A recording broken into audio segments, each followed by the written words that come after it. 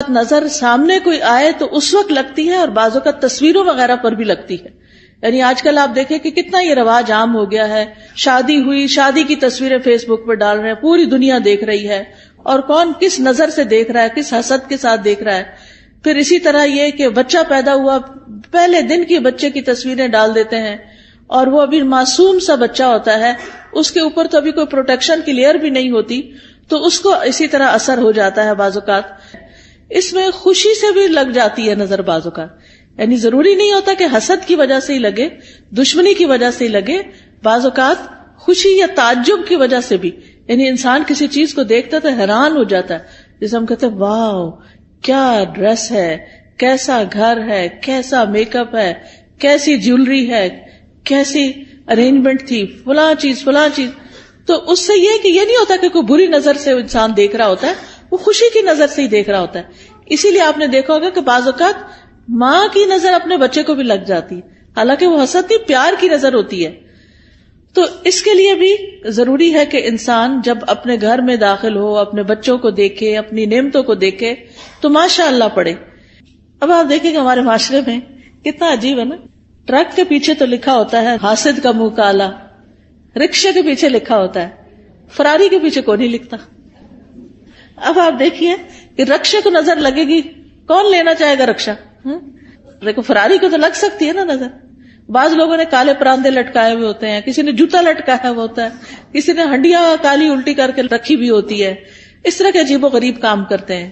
تو یہ چیزیں پروٹیکٹ نہیں کرتی.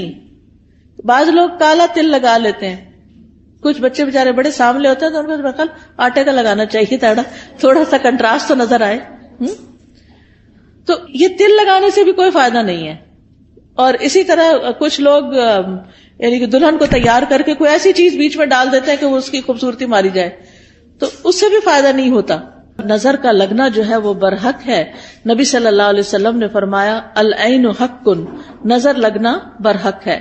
نظر بد بھی حسد کی وجہ سے پیدا ہوتی ہے، اور نظر بد جو ہے وہ ایک طرح سے اس کو تیر کہا گیا. یعنی جس طرح فزیکل تیر ہوتے ہیں، ایسے ہی جو حاسد جس کے دل میں بغض اور شر ہوتا ہے، اس کی نگاہوں سے کچھ ایسی ریز نکلتی ہیں جو جا کر اس شخص کے اوپر اٹیک کرتی ہیں جس سے وہ حسد کر رہا ہوتا ہے. اگر محسود جو ہے یعنی جس سے حسد کیا جاتا ہے اس کی پروٹیکشن ہو چکی ہو، جیسے نماز کے ذریعے، دعاؤں کے ذریعے، اذکار کے ذریعے، اور خاص طور پر معوذتین جو ہیں قل اعوذ برب الفلق، قل اعوذ برب الناس، اس کے ذریعے، تو پھر وہ تیر جو ہے وہ وہیں جل بھن جاتے ہیں، وہ اثر نہیں کرتے. لیکن اگر وہ شخص نعمتیں پا کر اللہ کا شکر گزار نہیں، اپنی عبادت کا دھیان نہیں رکھتا، تو وہ تیر جو ہے اس کو جا لگتے ہیں، اور پھر ایسی بیماریوں کا سبب بن جاتے ہیں جن کا ریزن پتہ نہیں چلتا، اور انسان مسلسل تکلیف میں مبتلا رہتا ہے. پھر اسی طرح نبی صلی اللہ علیہ وسلم نے فرمایا کہ ہر نعمت والے سے حسد کیا جاتا ہے. تو جب تم اپنے کو منصوبے بناؤ تو رازداری سے کام لو. یہ نہیں کہ پوری دنیا میں اس کی شہرت کر دو کہ میں یہ کرنے والا ہوں، میں یہ کر دوں گا، میں وہ کر دوں گا. جب انسان کچھ کر لے پھر اس کے بعد تو سب کے سامنے آ ہی جائے گا، اور اس وقت تک وہ کام ہو بھی چکا ہوگا. پھر اسی طرح حدیث سے یہ بھی پتہ چلتا ہے کہ انسانوں کی موت کا سبب بھی نظر بن سکتی ہے. رسول اللہ صلی اللہ علیہ وسلم نے فرمایا اللہ کی قضاء اور قدر کے بعد نظر بد ہی میری امت کے اکثر لوگوں کی موت کا سبب بنتی ہے. یعنی بہت سے لوگوں کو بظاہر کوئی بیماری نہیں ہوتی، اچانک کوئی ہارٹ اٹیک ہو جاتا ہے، اچانک کوئی برین ہیمریج ہو جاتا ہے، اچانک ہی کوئی مصیبت آ جاتی ہے، تو اس کے پیچھے بھی نظر بد ہو سکتی ہے. اسی طرح جانوروں کی موت کا سبب بھی بن سکتی ہے. نبی صلی اللہ علیہ وسلم نے فرمایا نظر بد آدمی کو قبر میں اور اونٹ کو ہانڈی میں پہنچا دیتی ہے. یعنی بعض جانوروں کو جب نظر لگتی ہے تو تڑپ اٹھتے ہیں اور کھڑے کھڑے گر کے ختم ہونے لگتے ہیں، تو ان تک بھی یہ اثرات پہنچتے ہیں.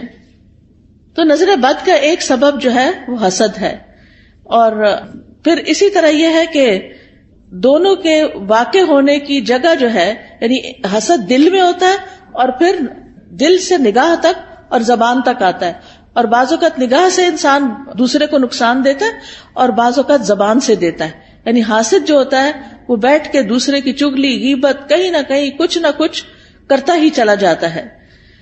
پھر اسی طرح آپ دیکھیں کہ انسانوں کی نظر بھی لگتی ہے اور جنات کی نظر بھی لگتی ہے. یہ بھی ہمارے دین نے ہمیں بتایا ہے. اور حدیث سے پتہ چلتا ہے نبی صلی اللہ علیہ وسلم انسانوں اور جنوں کی نظر سے پناہ مانگنے کے لیے مختلف دعائیں پڑھا کرتے تھے. پھر جب یہ معوذتین نازل ہوئی تو آپ صلی اللہ علیہ وسلم نے باقی چیزیں پڑھنی چھوڑ دی اور صرف معوذتین پڑھتے تھے، یعنی قل اعوذ برب الفلق اور قل اعوذ برب الناس، اور اس سے علاج کیا کرتے تھے. اور پھر یہ ہے کہ جن جو نظر لگاتے ہیں وہ انسانوں کی نظر سے بھی سخت ہوتی ہے، اور انسان تو ہمیں نظر بھی آ جاتے ہیں. جب ہمیں پتہ چلتا ہے کہ فلاں شخص جو ہے وہ ہم سے حسد کرتا ہے یا ہمارے بارے میں اس طرح سمجھتا ہے تو ہم اس سے بچنے کی بھی کوشش کرتے ہیں جتنے حد تک بچ سکیں. لیکن جن تو ہمیں نظر بھی نہیں آتے ان سے کیسے بچ سکتے ہیں؟ ان سے صرف یہ ہے کہ ان دعاؤں کو صبح و شام پڑھا جائے، اذکار کو، تو اس سے انسان محفوظ رہ سکتا ہے. قرآن مجید میں آتا ہے سورۃ الکہف میں وَلَوْلَا إِذْ دَخَلْتَ جَنَّتَكَ قُلْتَ مَا شَاءَ اللَّهُ لَا قُوَّةَ إِلَّا بِاللَّهِ، اور جب تم اپنے باغ میں داخل ہوئے تو تم نے یہ کیوں نہ کہا کہ جو اللہ نے چاہا، یعنی یہ اللہ کے کرنے سے ہی سب ہوا ہے. کیونکہ حقیقت یہ ہے کہ جو بھی نعمت ہمارے پاس ہے یہ ساری کی ساری اللہ پاک کی طرف سے ہے. قرآن مجید میں آتا ہے وَمَا بِكُم مِّن نِّعْمَةٍ فَمِنَ اللَّهِ، تمہارے پاس جو بھی کوئی نعمت ہے وہ اللہ کی طرف سے ہے. ابن حجر کہتے ہیں نظر کبھی خوشی اور تعجب کی صورت میں بھی لگ جاتی ہے، اگرچہ وہ کسی محبت کرنے والے کی طرف سے ہو، اور کبھی وہ کسی نیک آدمی کی طرف سے بھی ہو سکتی، یعنی نیک آدمی کسی کی نیکی پر خوش ہو رہا ہے تو اس سے بھی ہو جاتا ہے. تو جب کسی کی کوئی چیز دیکھیں تو فوراً برکت کی دعا دیں کہ اللہ ان کو برکت دے. اچھا کھانا دیکھیں، اچھا ڈریس دیکھیں، اپنے بچے کو کوئی نیکی کا، خیرات کا، صدقات کا کوئی اچھا کام کرتے ہوئے دیکھیں. اس سب چیزوں پر ہم کیوں ایسا کرتے ہیں؟ بچہ پیدا ہوتا ہے ہم کہتے ہیں مبارک دینی ہے، کوئی حج پہ جاتا ہے تو ہم واپس آتا ہے تو ہم اس کی مبارک دیتے ہیں، کسی کی شادی ہوتی ہے تو ہم مبارک دیتے ہیں، کسی کا بزنس اچھا فلرش کر جاتا ہے تو اس پہ مبارک دیتے ہیں، کبھی کسی کے جاب اچھی لگ جاتی ہے، کسی کو کوئی عہدہ ملتا ہے تو اس کو مبارک دیتے ہیں. تو ہمارے دین میں جو مبارک کا کانسیپٹ ہے اس کا مطلب یہ ہوتا ہے کہ اللہ تمہیں اس میں برکت دے اور حاسد یا خوش ہونے والے دونوں کی نظروں سے بچائے. یعنی کہ جو بری نظر سے دیکھ رہا ہے اس سے بھی بچو، اور جو اچھے خوش ہو کے اپنے ہی بہن بھائی یا اپنے ہی والدین ان کی بھی نظر سے بچ سکو. پھر اسی طرح کچھ نظریں بیمار کرنے والی ہوتی ہیں.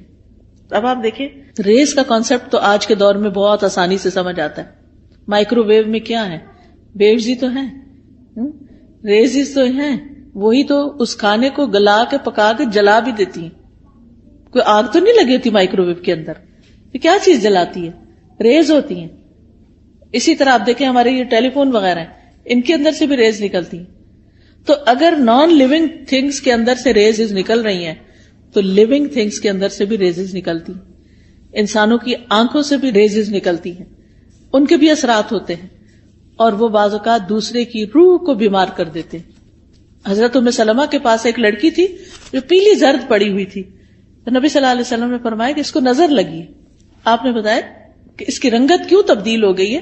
اس کو نظر لگی ہے تاکہ اس کا علاج کیا جائے. بعض اوقات انسان کے جسم کے صرف کسی ایک حصے کو لگتی اور وہ حصہ بیکار ہو جاتا ہے. پھر اسی طرح بعض نظریں جو ہیں وہ آگ والی ہوتی ہیں، ان کو ناری نظریں کہتے ہیں. پھر اسی طرح یہ یاد رکھیے ایک بات کہ جو ہوتا ہے اللہ کے اذن سے ہوتا ہے، یعنی اس بندے کے اندر کوئی طاقت نہیں. اور اگر کوئی بندہ کہے کہ میں فلاں کو نظر لگانے لگاؤں تو نہیں لگا سکتا. اچانک لگ جائے اور بات ہے، خود سے کوئی نہیں لگا سکتا، کیونکہ اس میں بھی جو ہوتا ہے اللہ کے اذن سے ہوتا ہے. کیونکہ ہم فوراً لوگوں کو بلیم کرنے لگتے ہیں، وہ فلاں آئی تھی نا اس لیے یہ ہوا ہے، فلاں نے ایسا کیا، فلاں وہ تو ایک سبب بنا. تو لوگوں کو بلیم کرنے کی بجائے یہ سوچے یہ میری تقدیر میں تکلیف لکھی تھی اس لیے آ گئی. تیسرا بڑا سبب اذکار اور تلاوت قرآن اور نمازوں کی پابندی نہ کرنا، اس سے نظر لگتی ہے، اس سے یہ شیطانی اثرات حملہ آور ہوتے ہیں. کیونکہ ذکر جو ہے اللہ کا یہ ایسے ہی ہے جیسے قلعہ ہوتا ہے. جب انسان ذکر کرتا ہے تو وہ قلعے کے اندر چلا جاتا ہے، اور پھر قلعے کے باہر جو بھی دشمن ہوتا ہے وہ اس کے اوپر قابو نہیں پا سکتا. پھر اسی طرح امتحان اور آزمائش ہے انسان کی، کہ دنیا میں انسان آیا ہے، دنیا پھولوں کی سیج نہیں ہے. یہ دنیا امتحان کے لیے ہے، آزمائش کے لیے ہے. تو ہر انسان کسی نہ کسی طرح ایک امتحان میں مبتلا ہے، ایک آزمائش میں مبتلا ہے. تو اس کے لیے کیا کرنا چاہیے کہ انسان اللہ کی طرف رجوع کرے. تو یاد رکھیے کہ جب نظر لگتی ہے تو اس کے کچھ علامتیں ہوتی ہیں، کچھ جسمانی علامتیں ہیں. چہرے پہ دھبے پڑ جانا، جیسے چھائیاں سے نہیں پڑ جاتی، یہ بھی بعض اوقات نظر کی وجہ سے ہوتی. پھر بچوں کا بلا وجہ روتے جانا. حضرت عائشہ کہتی ہے کہ ایک مرتبہ نبی صلی اللہ علیہ وسلم تشریف لائے تو ایک بچے کے رونے کی آواز سنی. آپ نے فرمایا تمہارا یہ بچہ کیوں رو رہا ہے؟ کیا تم نے اس کو نظر بد کا دم نہیں کیا؟ کئی دفعہ ہوتا ہے نا، بچے نے کھایا پیا سویا آرام کیا سب کچھ کیا ہوتا ہے لیکن وہ چین ہی نہیں پکڑ رہا ہوتا. ماں بہلا بہلا کے آخر بازو کا دیکھا ہوگا ماں کو ایک دو لگاتی ہے اور بیڈ پہ ڈال دیتی ہے، چلو رو لو پھر جتنا رونا ہے. حالانکہ وہ بےچارہ کسی تکلیف میں مبتلا ہوتا ہے، اس وقت اس پہ سورت فاتحہ پڑھ کے دم کرنا چاہیے کیونکہ وہ ڈسٹرب ہوتا ہے. بعض بچے ہائپر ایکٹیو ہوتے ہیں، بے وجہ خواہ مخواہ میں ماں کو ٹیچرز کو سب کو تنگ کرتے رہتے ہیں. تو ایسے بچوں کا بھی علاج کرنا چاہیے، صرف دوا سے نہیں بلکہ دم وغیرہ سے بھی. اسی طرح بعض بچے کمزور ہو جاتے ہیں، یعنی بہت سوکھے اور بالکل ان کی ہیلتھ اچھی نہیں ہوتی. تو آپ نے حضرت اسماء بنت امیس سے کہا کہ میں اپنے بھائی کے بچوں کو دیکھتا ہوں، جعفر جو کزن تھے آپ کے، کہ ان کے جسم بڑے دبلے پتلے ہیں، کیا ان کو فقر و فاقہ ہے، کھانے کو نہیں ملتا؟ تو حضرت اسماء کہتی ہے نہیں، ان کو نظر بہت جلدی لگ جاتی ہے. آپ نے فرمایا انہیں دم کرو. انہوں نے آپ کے سامنے چند کلمات پیش کیے تو آپ نے فرمایا انہیں دم کرو، یعنی ان کے اوپر دعائیں پڑھ کے پھونکو. اور دم کرنے کا بہترین طریقہ سورت فاتحہ پڑھے، آیت الکرسی پڑھے، معوذتین پڑھے اور پھونک مار دیں. کسی راکی کے پاس جانے کی بھی ضرورت نہیں. ہر ماں کو طریقہ آنا چاہیے کہ کس طرح کرنا ہے. نبی صلی اللہ علیہ وسلم ہر روز رات کو سوتے وقت اپنے ہاتھوں پر قل هو اللہ، قل اعوذ برب الفلق، قل اعوذ برب الناس 3 دفعہ پڑھ کے اپنے چہرے، اپنے سر، اپنے سارے جسم پر جہاں جہاں ہاتھ پہنچتا تھا آپ پڑھ کے خود اپنے آپ کو دم کر لیتے.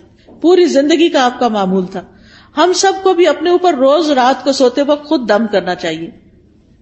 پھر اسی طرح بعض اوقات نظر لگنے کی وجہ سے انسان اچانک گر بھی جاتا ہے. یعنی آپ نے دیکھا ہوگا کہ بعض اوقات اچانک لوگ سلپ ہو جاتے ہیں، اٹک جاتے ہیں، گر جاتے ہیں، اونچائی سے گر جاتے ہیں. رسول اللہ صلی اللہ علیہ وسلم نے فرمایا بے شک نظر بد آدمی کو اللہ کے حکم سے دیوانہ کر دیتی ہے، حتیٰ کہ بعض اوقات وہ اونچی جگہ چڑھتا ہے اور وہاں سے گر پڑتا ہے. یہ اب اللہ کے رسول صلی اللہ علیہ وسلم نے ہمیں بتایا جن کی باتیں جھوٹی نہیں ہوتی. اور ایک اور جگہ پر مسند احمد کی روایت میں فرمایا نظر لگ جانا برحق ہے اور یہ اوپر چڑھنے والے کو پھسلا دیتی ہے. اوپر چڑھنے سے مراد ایک تو بلندی پہ ویسے چڑھنا ہو سکتا ہے اور ایک دنیا کے اعتبار سے اوپر اوپر اوپر یعنی ترقی ہوتے چلے جانا. تو آپ صلی اللہ علیہ وسلم نے اس کا حل کیا بتایا کہ برکت کی دعا دو. یعنی جس کو ترقی مل رہی ہے اور کوئی بڑا نام مل رہا ہے تو اس کے لیے بارک اللہ فیکا، بارک اللہ لکا، بارک اللہ علیکا، اللہ برکتیں دے. پھر اسی طرح کچھ اور علامتیں بھی ہوتی ہیں. بعض اوقات سر درد شروع ہو جاتا ہے، بعض اوقات جسم کے کسی ایک حصے میں شدید درد اٹھ جاتا ہے. قرآن سنتے وقت جمائیاں بہت آتی ہیں، یعنی پڑھا ہی نہیں جاتا. آپ نے دیکھا ہوگا کہ بعض اوقات آپ قرآن پڑھ رہے ہوتے ہیں اور آپ سوئے چلے جاتے ہیں اور سوئے چلے جاتے ہیں اور آپ پھر اٹھتے ہیں، اٹھاتے ہیں اپنا، پھر سو جاتے ہیں، پھر اٹھاتے، پھر یہ بھی نظر کی وجہ سے ہوتا ہے. پھر اسی طرح وزن اچانک کم ہونے لگتا ہے. بعض اوقات ذہنی پراگندگی بڑھتی، کوئی بات سمجھ نہیں آتی، بچہ پڑھائی پہ فوکس نہیں کر پاتا. کبھی کھانے کی خواہش ختم ہو جاتی ہے، کھانے کو دل نہیں چاہتا، بھوک نہیں لگتی. کبھی ذہن میں چیز حفظ نہیں ہوتی، حافظہ خراب ہو جاتا ہے. کبھی پسینہ بہت زیادہ آنے لگتا ہے اور اس کی اسمیل بھی بہت عجیب ہو جاتی ہے. پھر اسی طرح نیند کم آتی ہے، زیادہ تر لیٹ کے بھی ایسے لگتا ہے جیسے جاگ رہے ہو، اور رونے کا دل بہت چاہتا ہے. پھر کبھی کبھی انسان لوگوں میں نہیں بیٹھنا چاہتا، مجلسوں کو اوائڈ کرنے لگتا ہے کہ میں نہیں ملتا کسی سے، نہ کسی شادی میں جانا، نہ کسی سے ملنا. کوئی آئے تو گھبراہٹ شروع ہو جانا، مہمانوں کا نام سنتے ہی پریشانی لاحق ہو جانا. تو یہ بھی چیز اس میں آتی ہے، حالانکہ اس سے پہلے کبھی ایسا نہیں ہوا تھا. پھر اسی طرح مال میں برکت نہ ہونا، پھر لوگوں کے بارے میں شک میں پڑ جانا، یہ مجھے گھورتے ہیں، ان کے آنے سے فلاں چیز ہو گئی ہے، یعنی لوگوں کے اوپر شک کرنا شروع کر دینا، یہ بھی ایک نفسیاتی وسوسہ اور خلل پیدا ہو جاتا ہے۔ اب سوال یہ پیدا ہوتا ہے کہ کیا نظر سے بچنا ممکن ہے؟ جی ہاں، نظر سے بچنا ممکن ہے۔ اس کے لیے سب سے پہلے اللہ پہ بھروسہ کرے، اللہ پہ بھروسہ کرے، اور اس میں آپ یہ سمجھیں کہ کوئی مجھے نقصان نہیں دے سکتا جب تک اللہ نہ چاہے، پورے کانفیڈنٹ ہو جائیں، شک اور وہم کا شکار نہ ہو، شک پڑھنے بھی لگے تو کہیں حسبی اللہ و نعم الوکیل، دل بڑا رکھے۔